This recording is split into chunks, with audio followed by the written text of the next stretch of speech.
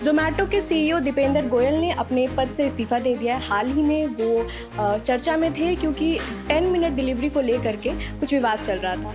इस खबर को लेकर के हमारे सहयोगी अभिषेक काम कर रहे हैं। चलिए उनसे ज़्यादा जानकारी इकट्ठा करते हैं। अभिषेक, इस विषय में थोड़ा और बताइए। जी, अभी खबर आई है, करीब 10 मिनट हुए हैं अभी। दीपेंद्र गोयल जो अभी रिजाइन दिए हैं, वो इटर्नल ज़ोमैटो का पेरेंट कंपनी है, इटर्नल सीईओ पद पर थे। दीपेंद्र ज़ोमैटो के पेरेंट कंपनी है, इटर्नल लिमिटेड है, उसके सीईओ हैं। और उनके जगह पर अब दूसरा जगह लेंगे, अलविंदर लेंगे, जो ब्लिंकिट के सीईओ हैं। उन्होंने पद से इस्तीफा दे दिया। दीपेंद्र का इस्तीफा उन्होंने अपने शेयर होल्डर्स को लेटर लिखा था बाकायदा। उसमें उन्होंने बताया कि मैं आगे और इसे बेहतर काम करने के लिए और अलग अलग आइडियाज़ पर काम करना है, इसलिए मैं इस पद से इस्तीफा दे रहा हूँ। ये मैटर है। लेकिन ये सबसे बड़ा सवाल खड़ा कर रहा है कि अभी बहुत सवाल में घिरे हुए थे। अभी रिसेंट एक पॉडकास्ट हुआ तो उसमें दीपेंद्र बता रहे थे कि अपने यूजर्स को बोल रहे थे कि फेक एआई से वीडियो बना के या फोटो बना के खाना को ये लोग रिफंड मांगते हैं। इस तरह के मामले थे।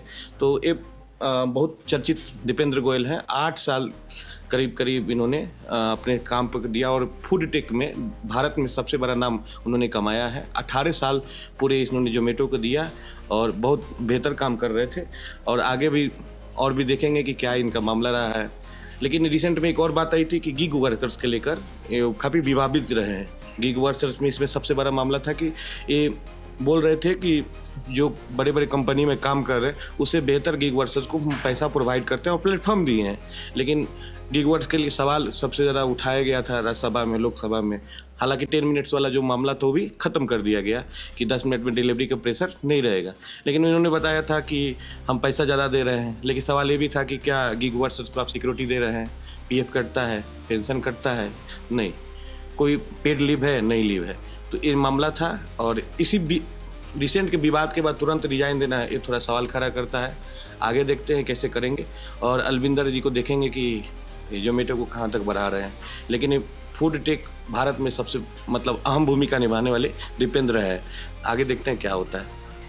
दीपेंद्र गोयल ने अपने इस्तीफ़ा के साथ ये कहा कि वो आगे नए प्रोजेक्ट्स पे कुछ काम करने वाले हैं। क्या कुछ प्रोजेक्ट्स आने वाले हैं, इस पर कुछ रोशनी डाल सकते हैं क्या? नहीं, उन्होंने स्पष्ट नहीं कहा। उन्होंने बताया कि नई आइडिया की ओर बढ़ रहे हैं, जो कंपनी के नए जोखिम को लेकर हम तैयारी कर रहे हैं, उस पर काम करेंगे। उन्होंने स्पष्ट कहा है कि पद से मैं इस्तीफा दिया हूँ, लेकिन मैं अभी भूमिका में रहूँगा, मतलब कि कंपनी के साथ मैं रहूँगा, इसमें कोई दो मत वाली बात नहीं। तो आगे भी देखते हैं। और सबसे बड़ी बात है कि ज़ोमैटो को बहुत आगे बढ़ाने के बाद और ब्लिंकिट हुआ, उसके बाद ये ज़ोमैटो, दोनों को अब मर्ज किया गया जाए। जो भी होगा वो देखा जाएगा, क्योंकि दोनों को सीईओ एक ही हो गए।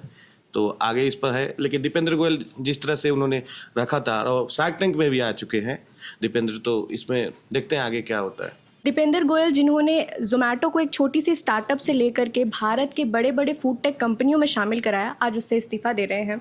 हम सभी ज़ोमैटो से ऑर्डर करते हैं। आपके क्या विचार हैं इस इस्तीफ़े को लेकर के? कमेंट सेक्शन में हमें ज़रूर बताइए। प्रभातखबर.com, विश्वास वही, रफ्तार नहीं।